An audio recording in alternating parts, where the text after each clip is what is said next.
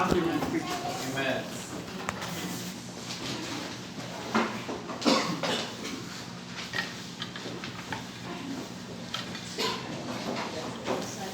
Buksan po natin yung mga Bible in the book First Epistle of John. First Epistle of John. Chapter 1, babasahin ko po ang verses 1 hanggang 4. First John, chapter 1, verse 1 to 4, babasahin ko, that which was from the beginning, which we have heard, which we have seen with our eyes, which we have looked upon, and our hands have handled of the word of life. For the life was manifested, and we have seen it, and bear witness, and shew unto you that eternal life, which was with the Father, and was manifested unto us. That which we have seen and heard declared we unto you, that ye also may have fellowship with us, and truly our fellowship is with the Father and with His Son, Jesus Christ. Verse 4, and these things write we unto you, that your joy may be full. Let's pray. O amang dakila, makapangyarihan sa lahat, Ama, nagpapasalamat po kami sa inyong kabutihan sa aming buhay, sa inyong patuloy, Ama, na pagdala sa amin, sa inyong simbahan. Patuloy po kami, Ama, na makapag-worship at makapagpuli sa inyo. Tulungan niyo po kami, Ama, na kayo patuloy, Ama, mag-enlighten ng inyong banal na salita sa amin. Tulungan niyo po, God, Holy Spirit, patuloy, Ama, na mag-lead sa amin, patuloy magbigay sa amin ng knowledge. Ganti po, Ama, tulungan niyo po, Ama, na itong inyong banal na salita na aming pag-aaralan ay patuloy po namin may matutunan at patuloy po, Ama, na meron kaming makuha, na uwi kami sa bahay, na meron kami, Ama, panibagong kaalaman na natutunan. Ama, binabalik po namin sa inyong kapaling karangalan. In Jesus' name we pray. Amen. Amen. So, dito sa First John, may kita natin na itong First John ay sinulat walang iba kundi ni John the Beloved. So, or John the Divine, may kita natin dito yung pagkakaparehas ng sulat ni John dun sa Gospel of John and then dito sa First Epistle of John. Pero dito may kita natin na itong epistle, yung letter ni John, may kita natin na hindi niya sinimulan John, the Apostle. So may kita natin dito na sinasabi ito, that which was from the beginning, kung sa sulat pa, diniretso yung sulat para may bigay sa tao. Diretso yung sulat. Unlike sa sulat ni Paul, may kita natin sa sulat ni Paul, sinabi ni Paul doon, Paul or James, the servant of God and of the Lord Jesus Christ. So, kung saan pa, pinapaalam niya na siya yung nagsulat. Dito may kita natin, may mga critics na nagsasabi na hindi si John nagsulat yan. Pero may kita natin dito mismo na ang pagkakaparehas ng Book of John, the Epistle of John, doon pa lang sa verse 1. Ano sinabi sa John chapter 1 verse 1, in the beginning was the Word, and the Word was with God. So dito may kita natin sa First John 1, that which was from the beginning. So dito sa Bible, meron tayong tatlong may kitang beginning. Una, yung sa Genesis 1:1. Sabi doon, in the beginning, God created the heaven and the earth. Then dito naman sa John 1:1, sabi doon,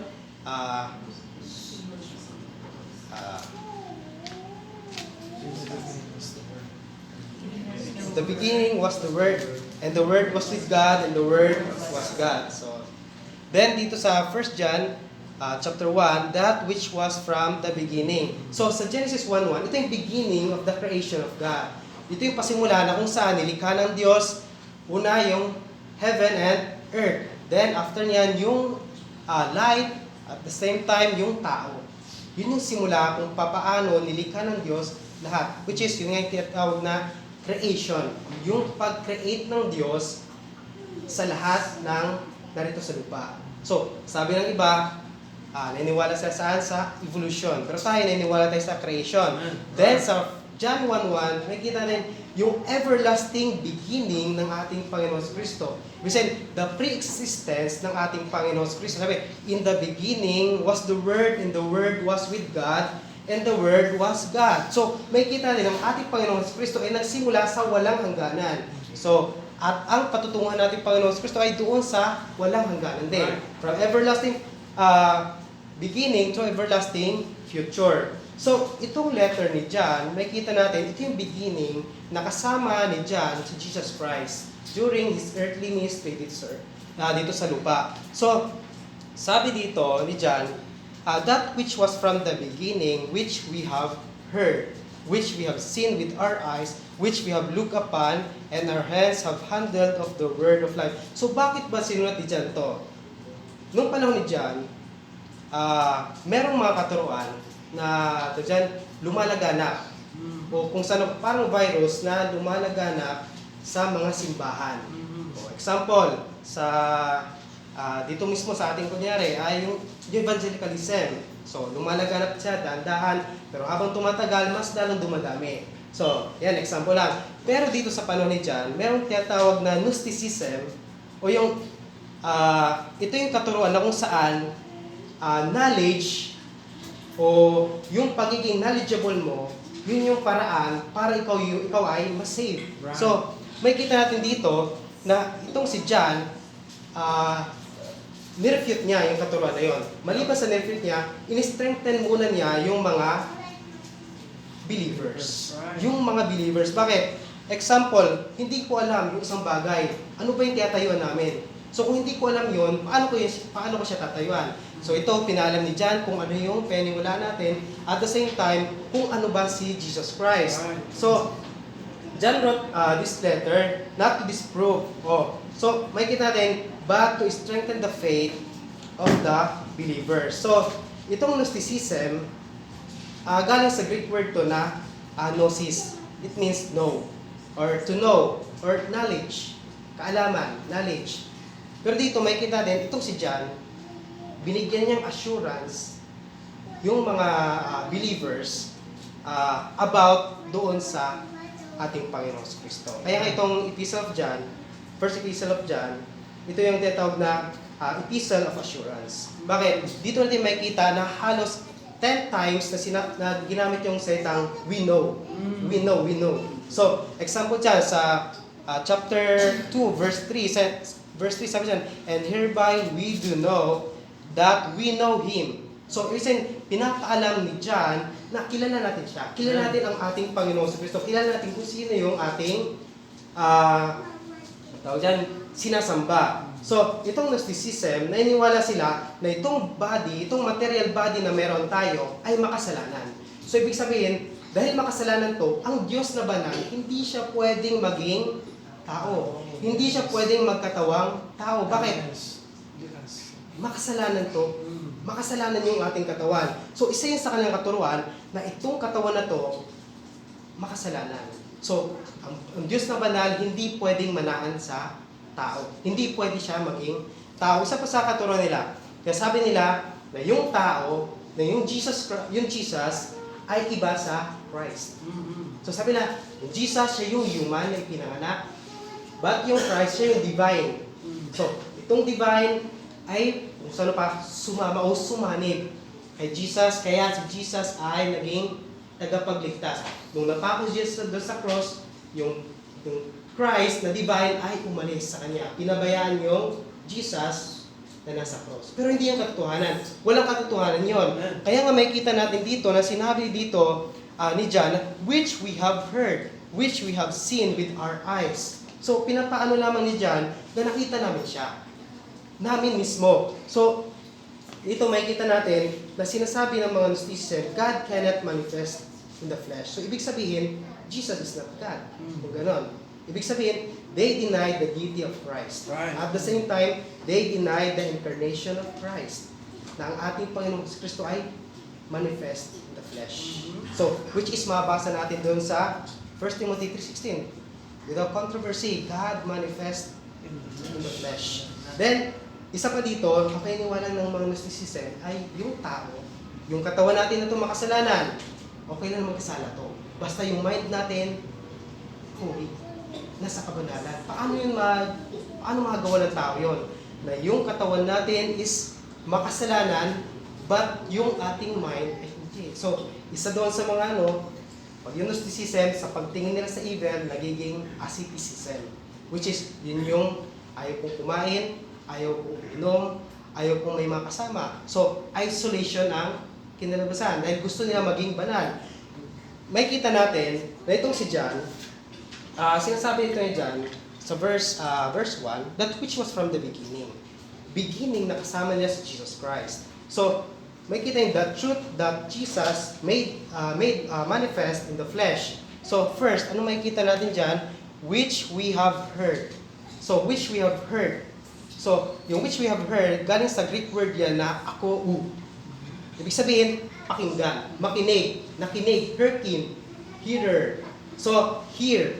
So, ibig sabihin, itong si John, nung panahon ng ating Panginoong Kristo ay nagsalita, nagturo, nangaral, si John ay naroon, nakinig, at narinig niya yung sinabi ng ating Panginoong Kristo, which we have heard. So, hindi lamang siya, kasama yung mga disciples, we have heard. So, plural, hindi lamang siya, kundi kasama yung iba pang apostle.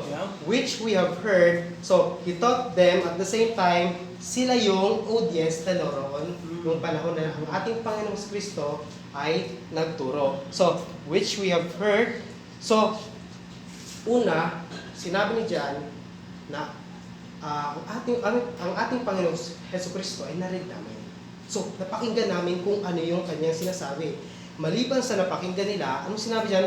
Which we have seen with our eyes. So, una, may kita, they have heard Him, then they saw Him.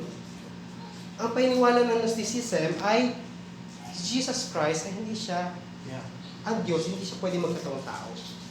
Hindi pwedeng maging tao ang ating Panginoong Kristo. Kaya, sinagot dito ni John, which we have seen with our eyes. So, yung seen na to, isabihin nakita o hurau.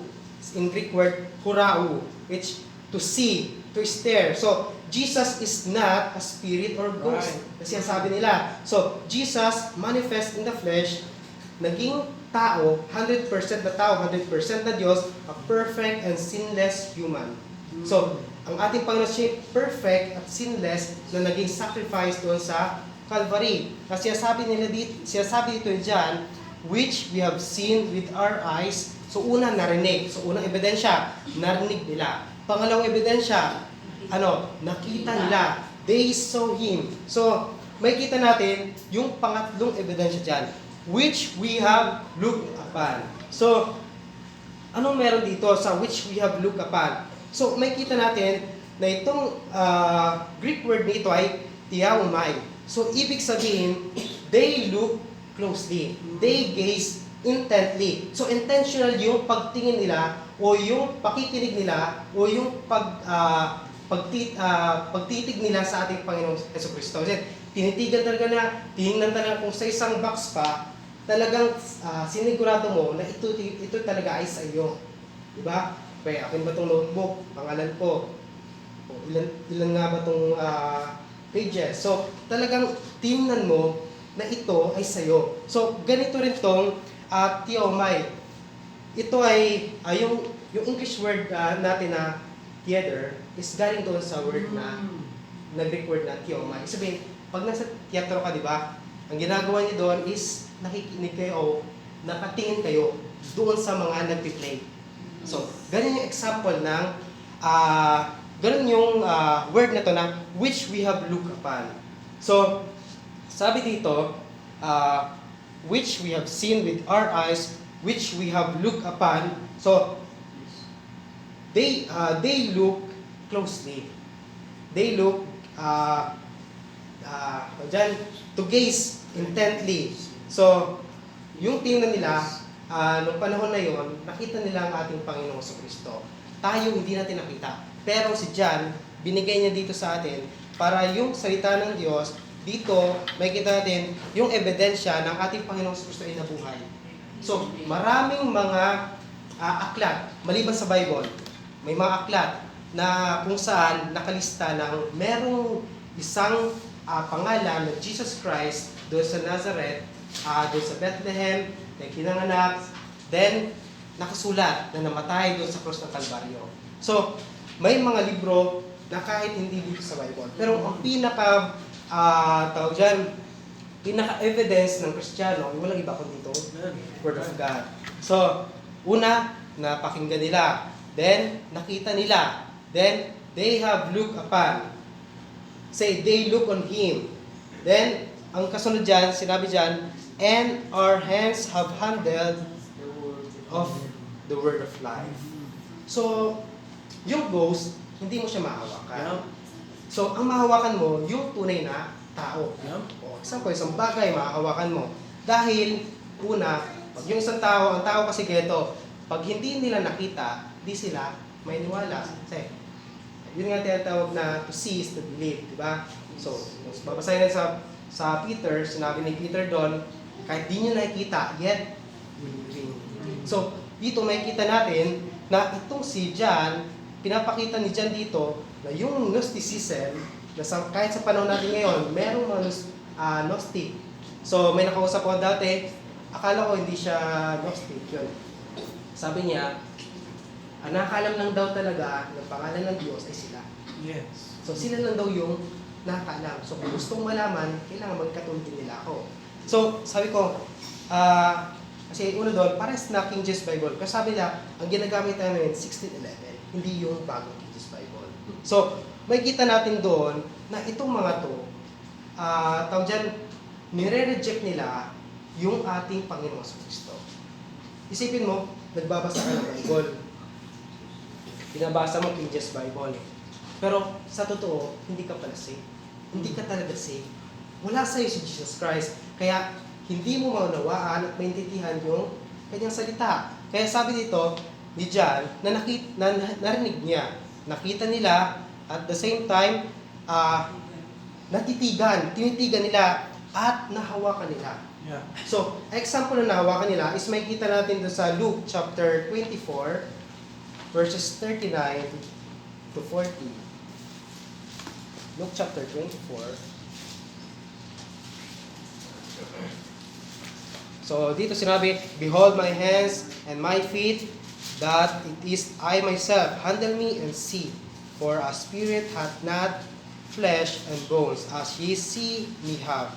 And when he had thus spoken, he showed them his hands and his feet." So, may kita, ito yung ebidensya na itong si John, sa panahon ng ating Panginoon Heso Kristo, ay kasama siya doon. Na pinakita after ng ating Panginoon Heso Kristo na mag-resurrect, nagpakita sa kanila. So, nakita na, nahawakan nila ang ating Panginoong Heso Kristo. Nahawakan nila na tunay na nabuhay muli ang ating Panginoong Heso Kristo.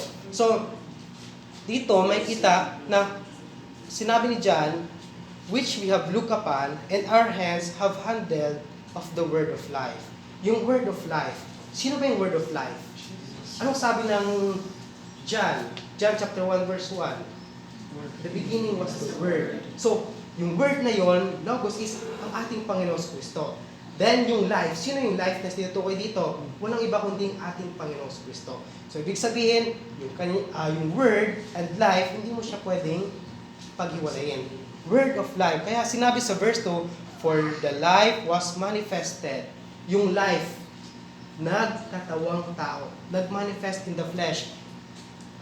And we have seen it. So, inulit-ulit ni John yung word na we have seen it and bear witness and show unto you that eternal life which was with the Father. So, may kita natin dito yung sinasabi ni John na for the life was manifested and we have seen it and bear witness. So, maliban sa nakita, nahawakan nila, so they bear witness of Him.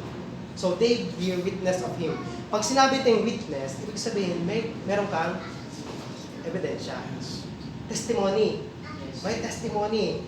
At the same time, they know Him personally. So, sila yung naging witness dahil sa panahon na yun, sila yung mas close, intimate na nakakasama ng ating Panginoon Kristo. So, ngayon, may kita natin na for the life was manifested and we have seen it and bear witness and show unto you that eternal life which with the Father. So, itong eternal life na to, na tinutukoy, wala iba kundi yung ating Panginoon Kristo. Itong eternal life na to, na may kita natin, is with the Father. Itong eternal life na to, ibig sabihin, kasama niya yung God, the Father. So, ibig sabihin, ang may kita natin dyan ay yung life was manifested. Jesus is life. Without Jesus, there is no eternal life. At the same time, eternal life mismo ay si Jesus. Ito kayo dito. yung mismong eternal life, walang iba kundi ang ating Panginoong Jesucristo. Kaya hindi ka pwedeng sabihin mo na meron ka eternal life, pero nireject mo si Jesus Christ. Yeah. Bakit? Jesus Christ at ang eternal life, hindi mo pwedeng paghiwalay. Amen. Right. Bakit? Si Jesus Christ ang pinagmulan ng eternal life. Bakit? Si Jesus Christ mismo yung eternal life. Amen. So, dito, which was with the Father. So, makikita natin dito yung presence ng ating Panginoong Kristo. Ibig sabihin, sa simula't sa pulpa, ang ating Panginoong Kristo ay kasama na ng Diyos, Ama. That's right. Saan? Simula pa sa simula. Yeah. So, sabi ito, which was with the Father. So, yung tinatawag nating pre-existence ng ating Panginoong Kristo. At the same time, yung presence ng ating Panginoong Kristo is with the Father. Kasama. Ibig sabihin, meron silang intimate communion. Ibig sabihin, ang ating Panginoong Kristo at ang God the Father ay parehas na Diyos. Meron silang intimate na relation. Ibig sabihin, parehas silang Diyos. So, may kita natin dito, with the Father. Wala kang mabasa sa Bible na sinasabi, with the angel. Yung angel with the Father. Wala. May kita mo lang dito, yung Son, yung Jesus Christ is with the Father. Amen. Right. Even sa John 1, John 1:1, sabi doon, in the beginning was the Word was with God, and the Word was God. So, ibig sabihin, in the beginning was the Word, and the Word was with God. So, ibig sabihin, yung Diyos, ang ating Panginoong Kristo ay kasama ng God the Father. Amen. Kasama ng God the Father ating Panginoong Kristo. Simulat sa pulpa. So, may kita natin dito, yung tinatawag nating ang walang hanggang buhay ay nasa ating Panginoong Kristo, at yung tao na mananampalataya sa ating Panginoong Kristo is magkakaroon ng walang hanggang buhay. Magsisisi ng kasalanan, magkakaroon ka ng walang hanggang buhay. So, then, may kita natin, verse 2, for the life was manifested, we have seen it and bear witness, and show unto you that eternal life which was with the Father, and was manifested unto us. So yung Gnosticism ay parang katuruan lang na, ano ba, tawag dyan, gusto lang nilang iba sila. Mas knowledgeable kami, mas elite kami kaysa inyo. Parang sa Calvinism, sinasabi nila na, mas may alam kami sa inyo. Kasi kayo, hindi nyo nakikita yung pagiging Diyos ng Diyos. Kami, nakikita namin pagiging Diyos ng Diyos na tayo na makasalanan. Kung gusto ng Diyos na pipiliin ka niya. Kung ayaw niya sa'yo, hindi ka niya pipiliin. So, ganun tinuturo ng Calvinism. Ano ba yung sinasabi nila? Akala ko ba, naniniwala din sila na yung mga manampalataya sa ating Panginoong magsisiyang sa ating Panginoong Jesucristo ay sila yung magiging saved. Pero at the same time, sinuturo din nila na yung pinili lamang ng ating Panginoong Kristo yung masisave. Kaya nga, itong Calvinism isa to sa katuruan ngayon na lumalaganap mismo sa loob ng mga simbahan. Yeah. Dahan-dahan to. Doon sa Quezon, majority ng mga Baptist doon is Calvinist. Ibig sabihin, majority sa kanila doon, una, kung question nila, yung whosoever. Whosoever. At the same time, sabi nila, naniniwala sila sa whosoever. Pero, sabi nila, yung salvation ay para sa lahat, pero effectual to the elect. So, para sa lahat, effectual to the elect. So, dito may kita natin na itong mga Gnosticism, ganun din ang paniniwala nila. Ibig sabihin, yung mga tao na katulad nila ay knowledgeable. Ibig sabihin, yung katulad natin na nakakilala kay Jesus Christ, walang alam. Bakit? Isa paniniwala nila, yung Jesus daw, wala naman daw dati ang Jesus. Why daw? Yehoshua. Yan paniniwala nila. Kasi, kung question nila, na wala namang Y dati. Ang meron dati sa English ay, wala namang J dati. Ang meron sa English dati ay Y. So, kaya siya sabi nila, then mas knowledgeable daw sila kaysa mga Kristiyano na naniniwala kay Jesus Christ. Kaya dito may kita natin na sinabi dito, and was manifested unto us. Ibig sabihin, yung katuruan na meron dati si John is na-preserve sa magitan ng banal salita ng Diyos at ngayon ay pinag-aaralan natin. At ito mismo ngayon, yung laman na yung ating Panginoong Jesucristo ay Diyos na nagkatawang tao. So, kung may magtatanong sa inyo, si Jesus ay tao. O magsasabi sa inyo, si Jesus ay tao. Pero, lamang. Mali yun. Bakit? Si Jesus ay tao. At the same time, hindi tao lamang. Ang ating Panginoon Kristo ay 100% God and 100% man. So, may divinity ng ating Panginoon Kristo at the same time yung kanyang humanity parehas na 100%. So, balang araw magbabalik siya, makikita natin siya. So, sabi dito, which manifested unto us, then sa verse 3 sinabi, that which we have seen and heard. So, inulit yung word na seen. So, sinabing seen dito, makikita natin 3 beses, simula verse 1, verse 2, and verse 3, which we have seen and heard, declared we unto you. So, kung ano yung kanilang nakita, kung ano yung kanilang narinig sa tinuro ng ating Panginoong Kristo, yun din yung kanilang ibinabahagi doon sa mga believers sa panahon na yun. Isipin mo, Ephesus, then sa Asia Minor, merong yung churches sa Revelation. So, doon sa mga churches na yun, itong Gnosticism ay nagsipaglipana. Sabihin, sa may isang tao, pumasok sa simbahan. Yung simbahan na yon nakurap sa magitan ng isang taong yon. Then yung taong yon nagiging influence mismo doon sa loob. So, may kita natin, nung panahon ni John, isa sa problema ng simbahan ay yung Gnosticism. Na hanggang ngayon, meron. May mga Gnostics. So, kabaliktaran ng Gnostics is yun namang agnostic. Sabihin, sila daw walang alam. Or, sa Latin word ay ignoramus. Walang alam, hindi na alam, may Diyos. Hindi na alam kung sino ang Diyos. Ganun ba?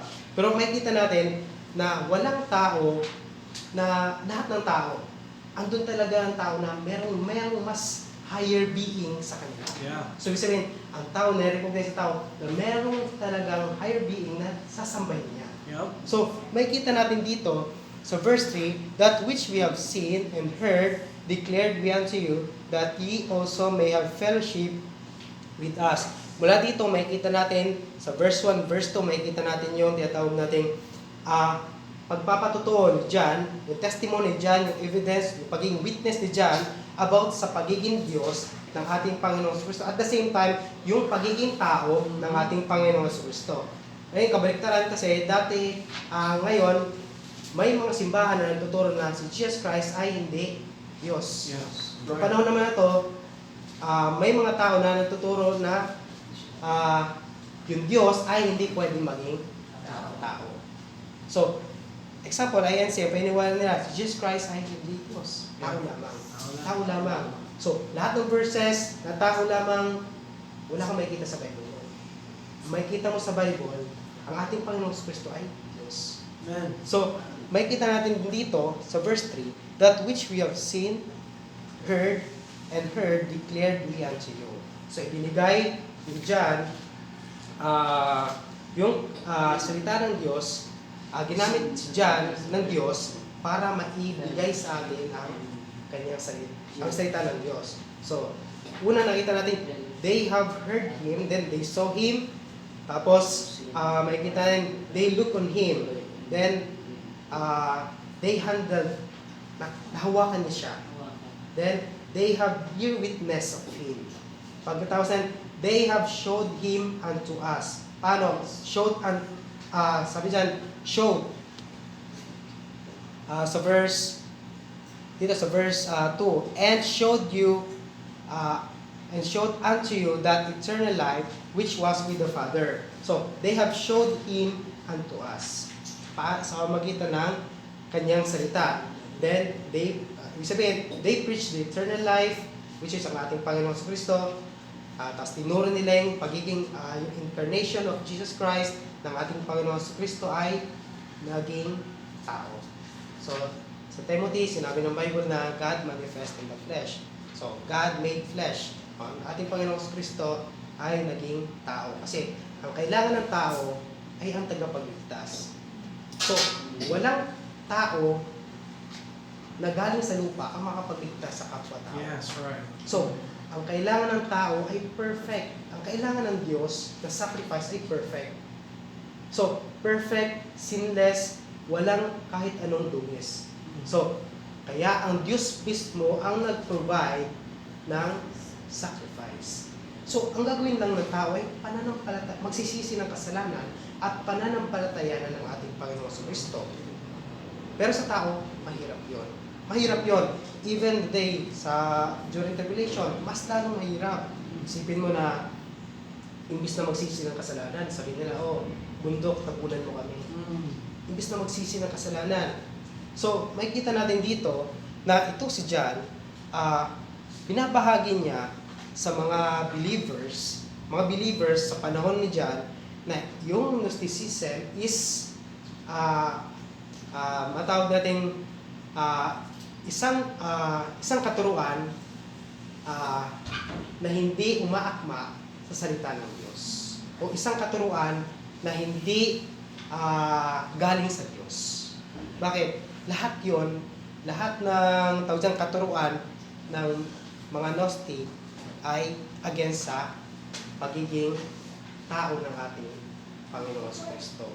So, dito sa verse 3, that which we have seen and heard declared we unto you, that ye also may have fellowship with us. So, mula doon sa pagbibigay ni John na ang ating Panginoong Kristo ay nagkatawang tao, may kita na natin doon. Dito naman, yung pagkakaroon ng fellowship,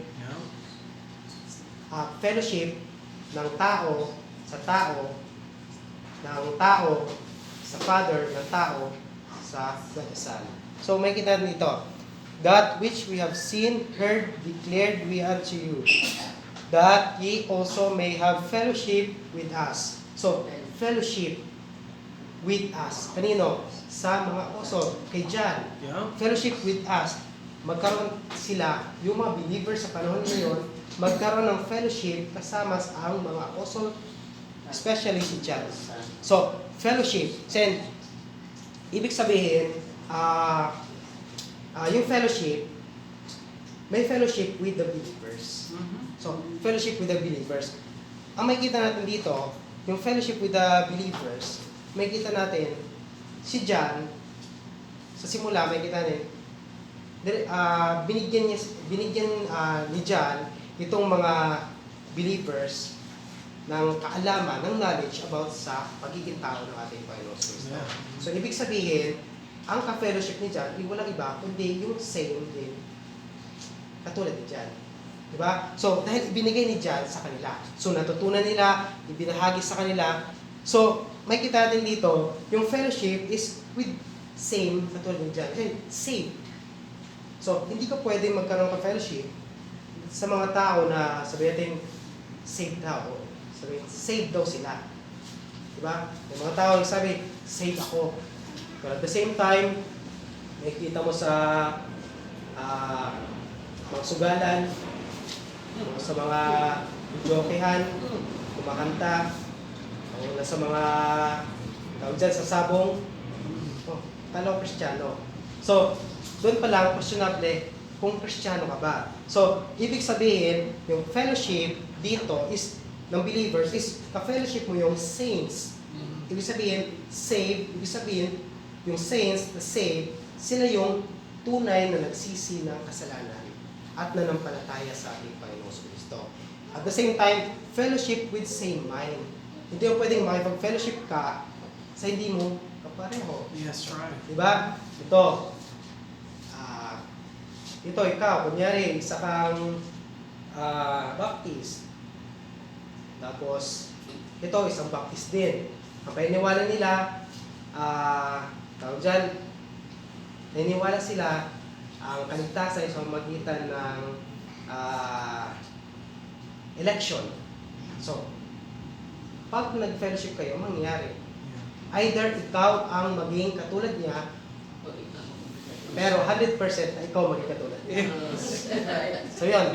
So, nangyari talaga yun. Kasi malaking simbahan, nangyari yun. So, 100% na kapag yung isang Kristiyano o isang galing sa maayos na simbahan na pag-fellowship sa hindi maayos, nako-corrupt siya. So, yung tinatawag natin corrupted na fellowship. So, hindi maayos na communication. So, fellowship with same mind, the same time, fellowship with same stand. Parehas na paniniwala, parehas kayong tinatayuan. So, parehas kayong paniniwalaan, parehas din kayo na tinatayuan. So, ibig sabihin, kung ikaw naniniwala ka sa repentance, siya naniniwala sa repentance, so, same kayo. Then, against siya sa Calvinism, then ikaw against kayo ng Calvinism, then same kayo. So, kung siya, naniniwala siya sa, tawag dyan, infant baptism, kasi ikaw, hindi ka naniniwala doon kasi ikaw nga baptist, so, hindi kayo pwede. Bakit? Infant baptism is wala sa Bible.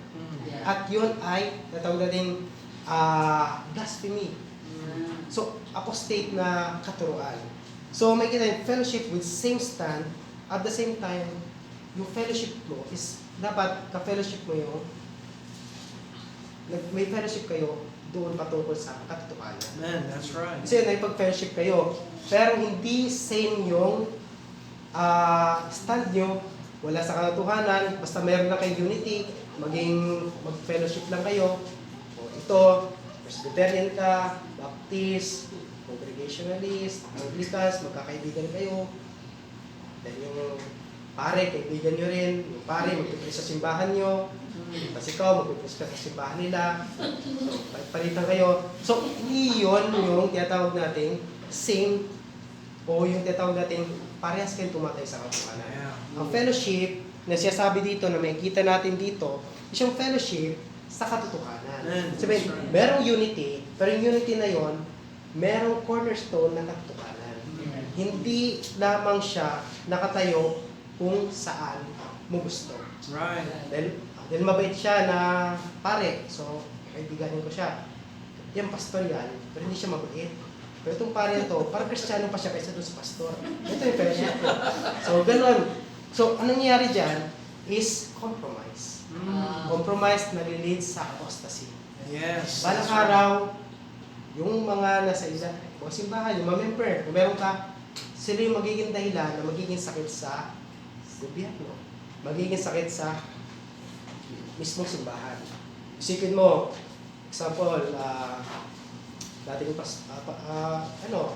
ikaw, Kristiyano ka, then may pamilya, may mga anak ka. Ikaw naging apostate. So, syempre, yung asawa mo, susunod sa iyo, mga anak mo. So, marami na kayong apostate ngayon. Magkakaanak pa yun sila. So, lahat kayo apostate na.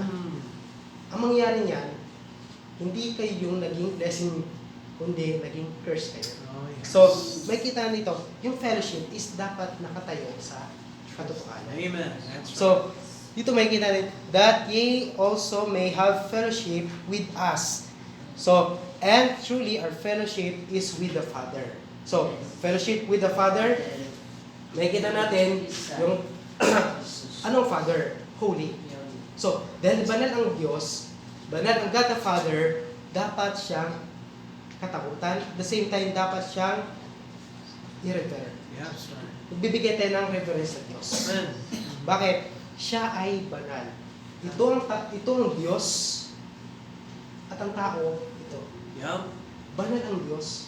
Isipin mo, example, sa bawat araw nanalangin ka sa banal ng Diyos. Amen. Nanalangin sa banal ng Diyos. Ikaw na makasalanan. Nanalangin sa banal ng Diyos. Pero, nakikita natin na ang Diyos, pinapakinggan mo ang mga panalangin mo. Yeah. Sinasagot niya yung mga panalangin mo. Oo, hindi, or mag-wait. So, sinasagot ng Diyos lahat ng mga panalangin mo. Kaya may kita din yung reverence na sa Diyos, sa God the Father, dahil siya ay banal. And sa God the Son, dapat maging may kita din fellowship with God the Son. You know, truly, our fellowship is with the Father and with His Son, Jesus Christ. Jesus Christ, siya yung tagapagligtas natin. Siya yung Savior. So, may kita natin na ang fellowship natin is kasama ang ating Panginoong Kristo. Hindi kasi pwedeng magkaroon ka ng fellowship, sabihin mo na, ikaw ay saved, pero ang ka-fellowship mo, si Satan. Diba? Hindi pwedeng ikaw ay mananampalataya, pero ang ka-fellowship mo ay yung mga anak ni Satan. Hindi. Bakit? Kung sa Diyos ka, sa Diyos. Amen. Sabihin, Diyos ang fellowship mo. Amen. Sabihin, Diyos ang mga magiging kasama mo. Kaya may kita natin dito na itong si John, gusto niya maging matured yung mga Kristiyano sa magitan nitong sulat niya. Maging matured na sila ay tawag dyan, mag-flourish spiritually. Then, may kita natin na that and truly our fellowship is with the Father and with His Son, Jesus Christ. Yung fellowship na to, ay hindi yung tawag dyan, yung sinasabi nilang fellowship, yung kani-kanina baga. Kasi isipin mo, tayo na saved, may kabayaran kung bakit tayo na saved sa magitan ng ating Panginoon Kristo. Tapos ngayon, kahit sino-sino lang yung magka-fellowship natin, di ba? Kahiyan yun sa ating Diyos. Nakakaya sa ating Diyos na tayo ay sinave ng ating Diyos, and ang gagawin din natin is parang bumalik din tayo. Kung ano tayo dati. Yeah. Di ba?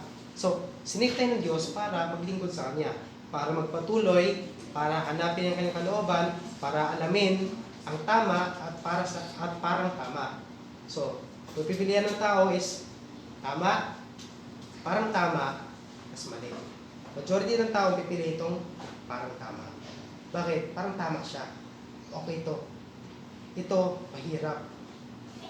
Tama siya, pero mahirap. Ito, ang mindset kasi ng tao, pag wala masyadong struggle, kalooban ng Diyos. Ano yun ng tao?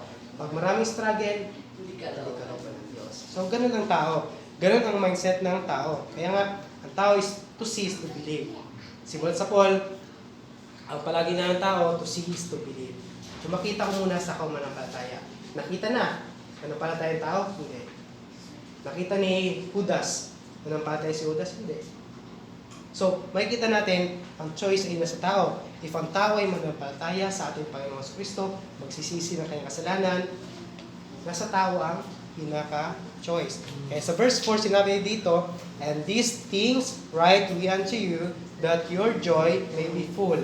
So, nais ni John na mag-matured yung mga Kristiyano, kaya malaman mo lang, kung masabi mo na yung joy mo, yung kasiyahan mo ay full, kung ikaw ay nag-matured. Pag hindi ka nag-matured sa pagiging Kristiyano mo, syempre, hindi mo alam. Hindi mo alam kung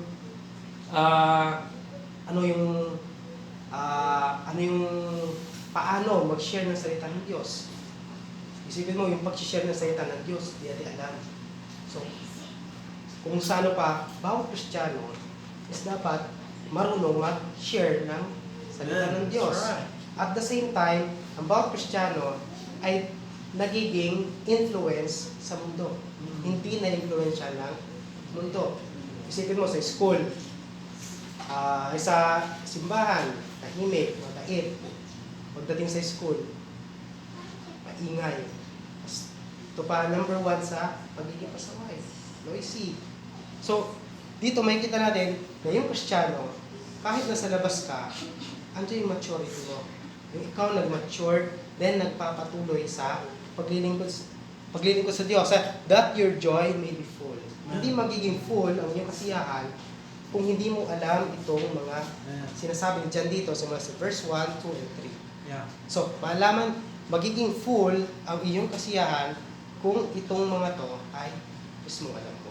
So, may kita natin dito, o yung tanong sa atin dito, is kung tayo ba, yung buhay ba natin, ay meron bang kasiyahan habang naglilingkod sa Diyos? Yung buhay ba natin, na tuwing pupunta tayo sa simbahan, meron ba tayong kasiyahan na, ay, may matutunan naman sa Diyos? Di ba? So, meron ba tayo nun sa buhay natin? O, meron na naman akong bagong matututunan ngayong linggong to. Hindi yung, linggo, kailangan ko magsimba. Kasi kailangan. So, linggo, magsisimba ako dahil ito yung kalooban ng Diyos. Magsisimba ako linggo dahil ito ang alam kong tama. Magsisimba ako linggo dahil ito ay magiging paraan para ako ay mag-mature. So, doon natin makikita yung tunay na kasiyahan. Maliban sa paglilingkod sa Diyos, then maliban at the same time yung pagkaalam mo kung ano ang Diyos. kung ano ang pagiging, ano yung humanity, yung pagiging human ng ating Panginoong Kristo, at yung pagiging divine ng ating Panginoong Kristo. Let's pray. Let's pray, O Dakila, mga Panginoon sa lahat, Ama, nagpapasalamat kami sa inyong banasita na aming napag-aralan sa hapon na ito. Patuloy, Ama, ang magbigay sa amin, Ama, ng knowledge upang patuloy namin ma-apply sa aming buhay ang aming mga napag-aralan. Ama, binabalik namin kapag karangalan, in Jesus' name.